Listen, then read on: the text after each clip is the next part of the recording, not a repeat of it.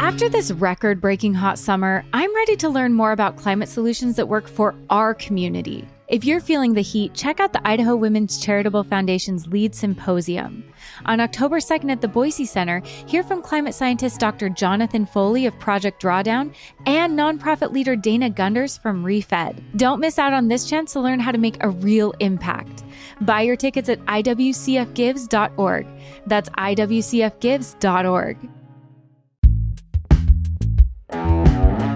Today on CityCast Boise, executive producer Frankie Barnhill joins me to break down the local stories you need to know about, like why Boise School District suddenly needs permission before they can give students Band-Aids or use nicknames. And we discuss a shocking report about inconsistencies among Idaho coroners. Plus, our picks of the week are very demure, mindful, very cutesy. It's Friday, August 23rd. I'm Lindsay Van Allen, and this is what Boise's talking about. So, there's already been lots of controversy surrounding the Parents' Rights in Medical Decision-Making Act, but now there's even more controversy. Have you seen about that? Yeah, so Idaho Ed News wrote this great article about this. And yeah, this is about a memo that was sent the first day of school in the Boise School District last week. A hectic day for everybody getting back to school. And the memo was basically in order for the school district to align with a new law that was passed by the legislature last year that is now in effect. This memo from the school district says, hey, we can't administer basic first aid or even like give your kid Tylenol if they have a headache, like give them Band-Aids if they scrape their knee without consent. And basically, yeah, they're interpreting what the official name of the bill was is Parents' Rights in Medical Decision-Making Act. They're interpreting that as having these, unintended consequences of that they feel as though if they were to, if a teacher were to give a kid a Band-Aid potentially without consent, then they could be liable to be sued. There was concern from different Democratic legislators about the vagueness of some of the language. Oh, right. Back in debates. Because the bill specifically, I mean, there's lots of definitions, lots of things going on.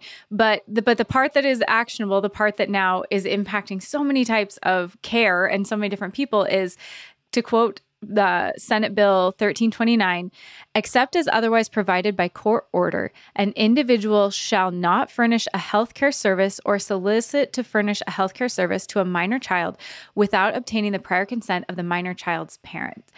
So I think the Republican legislators who were proponents of this bill thought that there was enough specificity that only doctors and nurses and healthcare providers were providing medical care, not thinking about if you just say individual and a teacher can give a student a Band-Aid, that is a healthcare service. Right. And a government entity. Yeah. And I mean, I do think it's interesting too. Yes, I think we definitely need to talk about the fact that the intention of the bill, which was very clearly an anti-trans bill, even though I don't know if even in the debate how much that came up. But the consequences is this is just like one more form that parents have to fill out in order to give consent. Like, hey, yeah, if Johnny scrapes his knee, teacher, you can go ahead and put a Band-Aid on. You don't need to call me or let him bleed. Yeah, exactly. Of course, I mean, like if it was a clear medical emergency, obviously that doesn't apply. But, like a kid's got a headache. It only doesn't apply if their life is in danger or they risk like permanent bodily damage. So even which is up for interpretation. Yeah. So if like a parent didn't sign the overarching consent, and their child has a green stick fracture, is that they're not going to die, right? And is that considered severe enough? So there's again, like we've talked about so many times, there's so many gray areas when it comes to medical procedures or what is considered a medical care service that it puts teachers and schools in this really awkward position. Yeah, and it points to, right, the complications of legislating around medical procedures and anything to do with medicine at all. What else stood out to you as, when you were reading this story and how this memo was sent out? And, Boise School District, they're like, our hands are tied. We don't... It's not like they wanted to do this, and it's creating a lot of chaos, it sounds like, and a lot of, headaches for them. Absolutely. I think something that stood out, well, just a little background. As a parent, I have had, it's changed over the years, where when my kids were first going to school, when they were quite a bit younger, you could specify like, oh yeah, you can give them medication, or please call me about this medication, or Sure. Here are some allergies my kids have, just as a general form that I think the school nurse had or the teachers would have. And then over the past couple of years, I have had to sign a form that is like, yes, you can give my child Tylenol. Yes, you can check like Tylenol, ibuprofen, neither, but it's never been for things that are so vague, I guess, which I can understand, giving a child a medication that there are potential side effects, no matter if it's over the counter or not. And so I think that's become pretty standard. But this could be things they're talking about Band-Aids, but what if your child falls, hits their head, gets a big goose egg? Can the school nurse put an ice pack on that? Right. Yeah. Can they, if your child is lightly concussed, can they have them go lay in a dark room? Like there's so many things that happen at school that, I mean, if your child starts throwing up, can they give them a bowl? Like what is, oh, gosh, what is, there's so many things that happen to kids. I have 3 kids. Yeah. All of those scenarios have happened at school. And so those are the things where I'll get a call, or even right. if they're doing fine, they'll give me a call afterwards.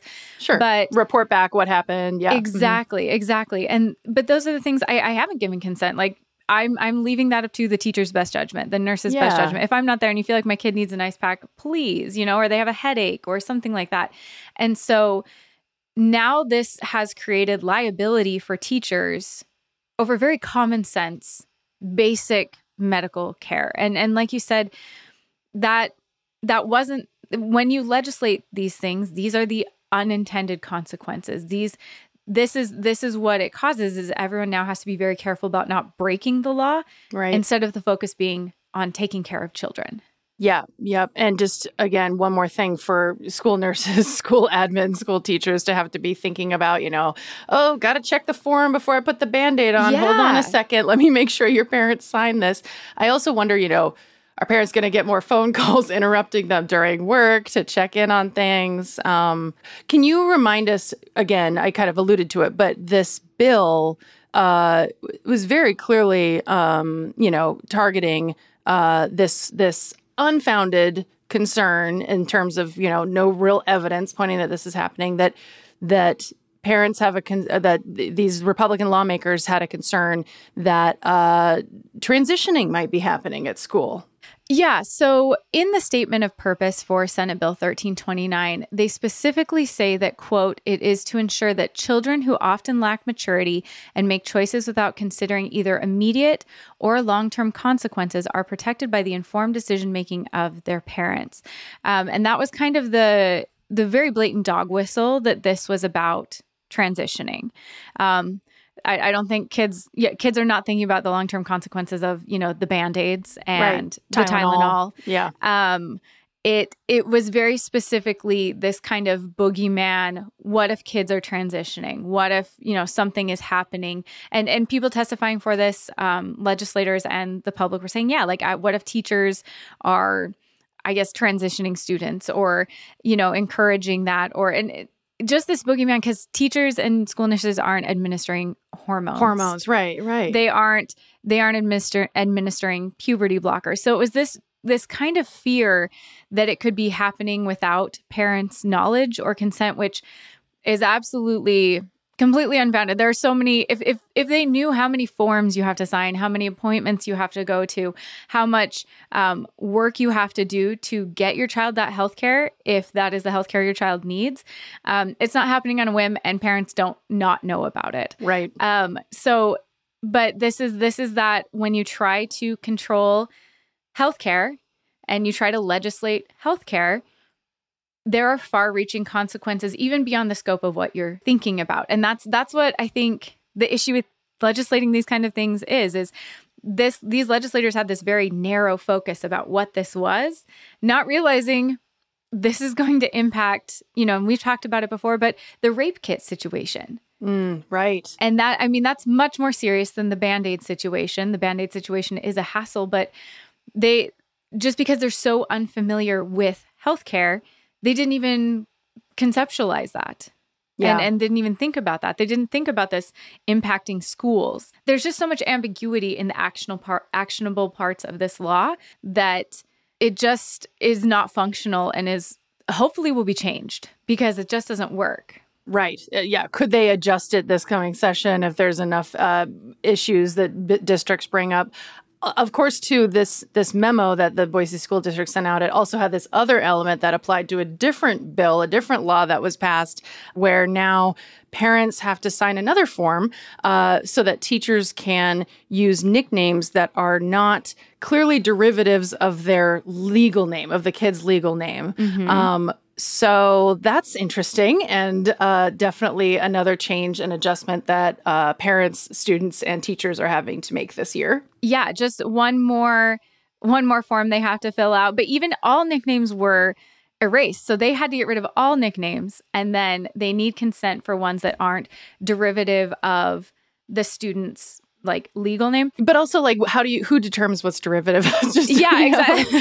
I mean, I guess if it's common, because come on, Dick is the derivative of Richard. Sure. How did that happen? Yeah. Sam from Samantha, that one's clear. But I mean, plenty of people have nicknames that, I don't know. Is there a derivative committee now? I don't know. Is J-Town derivative of James? I don't know.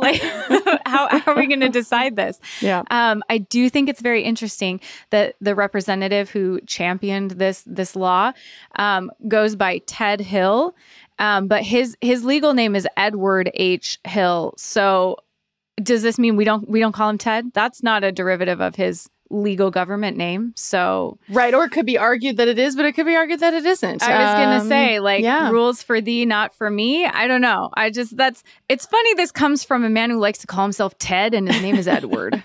And again, this is another bill that, very clearly is targeting trans students who might use a name at school and ask their teachers to use a name that better aligns with their gender identity while at school. I just think about autonomy as a child too, yes. And having, I don't know, when I was a kid, I mean, my legal name is Frances. I go by Frankie. In first grade, I told everybody to start calling me Frances, and then in second grade, I switched back to Frankie. There were no issues. But it was like I was, just playing around and trying it out. And it feels like naming is so powerful, Yes. And so taking that power away again and making, again, just one more form for parents to have to sign. Well, and taking it away from a very vulnerable demographic, which are youth experiencing gender dysphoria or trying out different aspects of their gender or gender identity. And so it specifically targets them. And I know we don't like to think about this. We like to think that all parents are affirming and loving and supportive. That's not reality. And so if you have a child who at school with their peers wants to try out a different gender identity, and that's where they feel safe doing it, but they don't feel safe with their parents knowing it, this just took that away from them. They now don't have any space to try that out.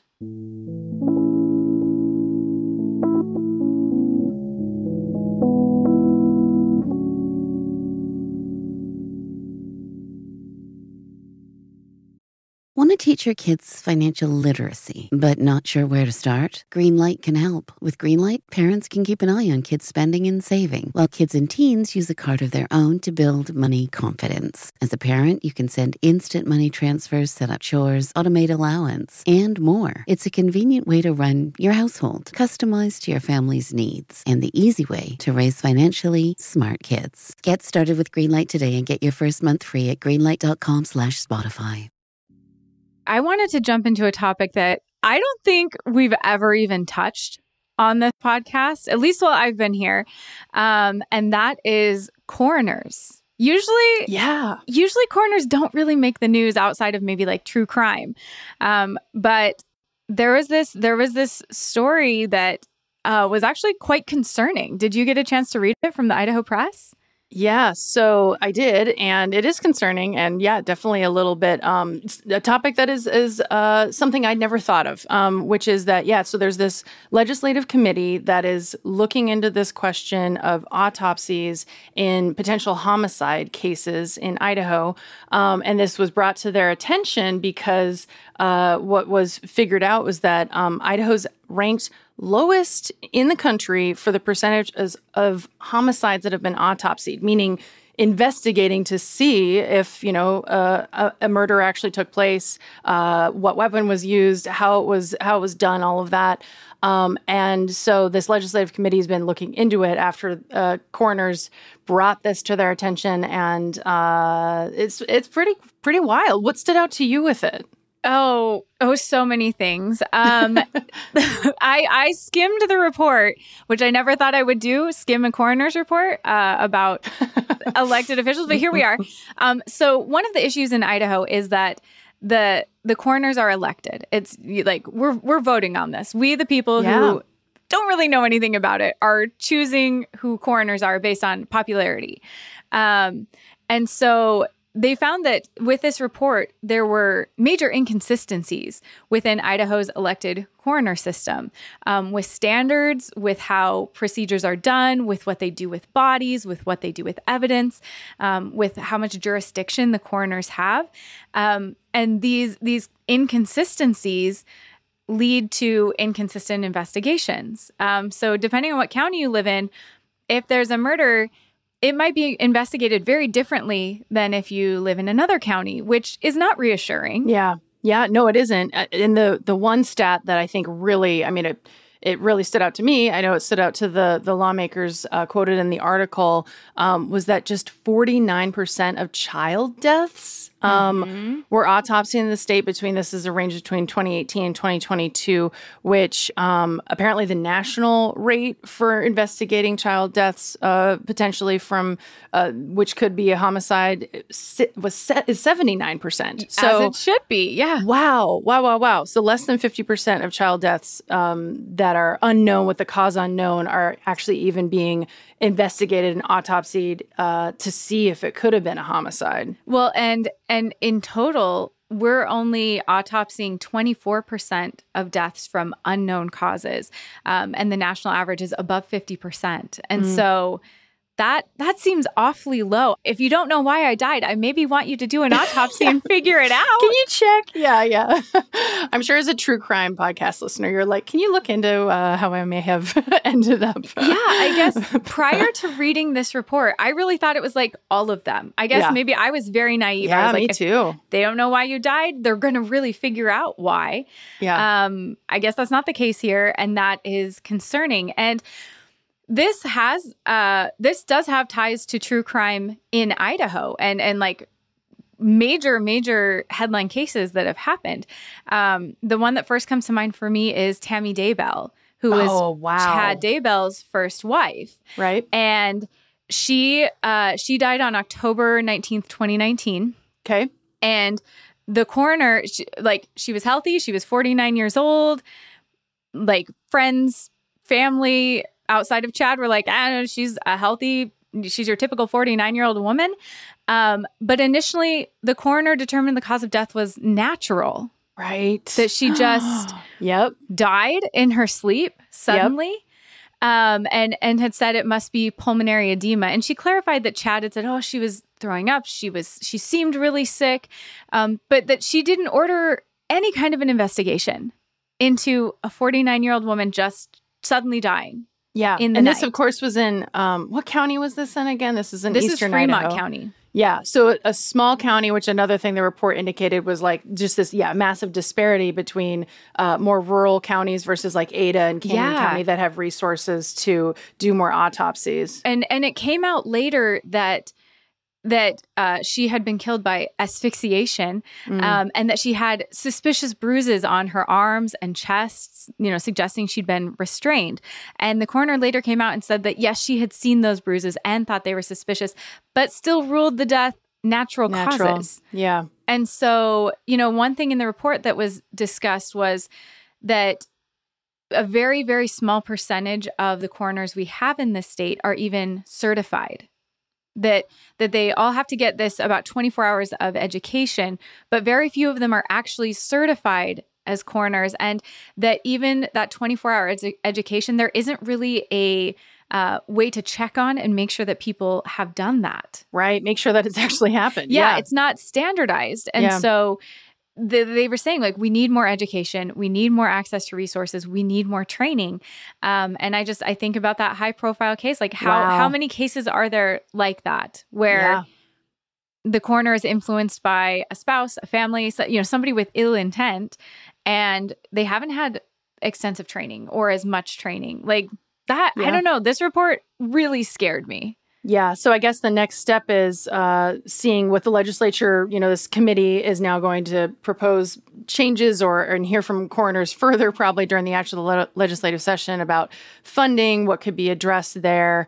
What a wild story, and definitely something I hadn't thought about before. Yeah, it's the Joint Legislative Oversight Committee is going to be looking at this more. And this is something in the legislative session that I'm interested in, not in oh no, this is the worst kind of way, but in a okay, are we going to do something about this? Is this a priority? Because I definitely think everyone in the state of Idaho should have consistency when it comes to coroners.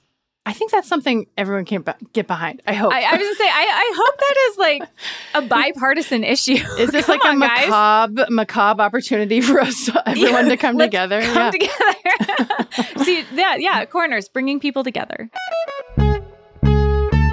Okay, Frankie, jumping from the macabre to picks of the week, which are hopefully a little less dark. What? Hopefully, I guess I'm saying hopefully, Frankie. What is your pick of the week? Yeah, my pick of the week is that I think we are officially past brat girl summer is in the rear view. For those of us who are chronically online, we've been living in demure for a while now.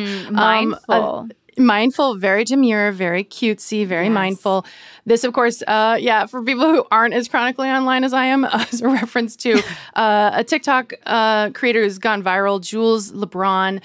Shout out Jules. And she's getting hopefully all the credit that she deserves, but who's kind of created this fun trend. And I noticed that the city of Boise's social media team, which did do a video that I think Blake mentioned in a pick of the week earlier this summer, that was a reference to Charlie XCX and Brat Girl Summer. They did a video to once again remind people that Lime scooters and bikes need to be out of the way on the sidewalks. Make sure to park them correctly. And they are making sure people know that this is very demure and very mindful. And I agree. I thought that they did a great job with this trend. So it's just fun to see the city of Boise's, whoever's running that Instagram account is really killing it with jumping on these trends and finding ways to do PSAs in a way that are actually kind of interesting. Yeah, I saw that. They absolutely have been nailing it this summer. I don't know if that's just as they've started to get more viral, but I've seen them all summer and they are just nailing it. I do kind of like the whiplash after Brat Girl Summer to demure Girl Fall. Yes. We're being cutesy, we're being mindful. Very mindful. It is very fun. I know a lot of people are like, I don't get it. I don't necessarily get it either, but I think it's fun. It doesn't matter. Don't think too much about it. No, that's the whole thing with these things. Yeah, it's not deep. I think it's just funny. Just fun. Okay, what about you? What stood out to you this week, or what are you excited about? Okay, so my pick of the week is actually happening next week, but I wanted to talk about it before it happens because I am really excited about this. This is just something that I think we can get really bogged down in the things that are going bad here, or the things that are hard or challenging that maybe other places don't experience. And this is something that is a great response to things that have been hard. So there is a Boise Band Book Club, and they started about 2 years ago. Yeah, when there was, the legislature started to really make that push to ban books, and this was in a response to that, just saying like, no, these are not Boise values. This is not something we support. And so the Lit Room and several other organizations got together and have been, there's a banned book vending machine where you can buy banned books. They've had this book club to promote banned books and get discussion about these books happening around the Treasure Valley. Anyway, next week on August 29th, they're having a anniversary event. It's been 2 years since they got started. They're going to have a book exchange. And so they're just asking you to bring a lightly used or new book that you'd like to exchange and get a new book. It doesn't have to be banned, but that encourage, maybe. Yeah. That would be mindful if you brought a banned book, but you don't have to. And they're going to have, book discussions, giveaways, just kind of a chance to maybe meet up with other like-minded people who feel similarly to you, audience members about the book banning, what's been going on in the legislature, and to maybe discuss ideas that do feel more forbidden or illegal. Subversive or whatever. Subversive. Perfect. In this area. So it's happening August 29th at 6 p.m. at the Lit Room in Garden City. And there's going to be, they're going to have sound baths, giveaways. It just really sounds like a way to celebrate subversive elements in the community against book banning, advocating and championing the First Amendment. So I'm just really excited and happy that this group has continued to thrive despite what's going on in our state legislatively. Yeah, that's great. Also, I love the Lit Room's organization of books. Side note, I go in there and it's like, ooh, it's so pretty because they do the thing where they organize their shelves by color, which kind of drives me crazy in some ways because I'm like, how do I find a book that I'm looking for? But it looks very beautiful. And that's cool that's happening. Absolutely. Yeah. So I love these picks. These were both really, really fun picks. So thank you so much, Frankie. Yeah. Have a great weekend, Lindsay.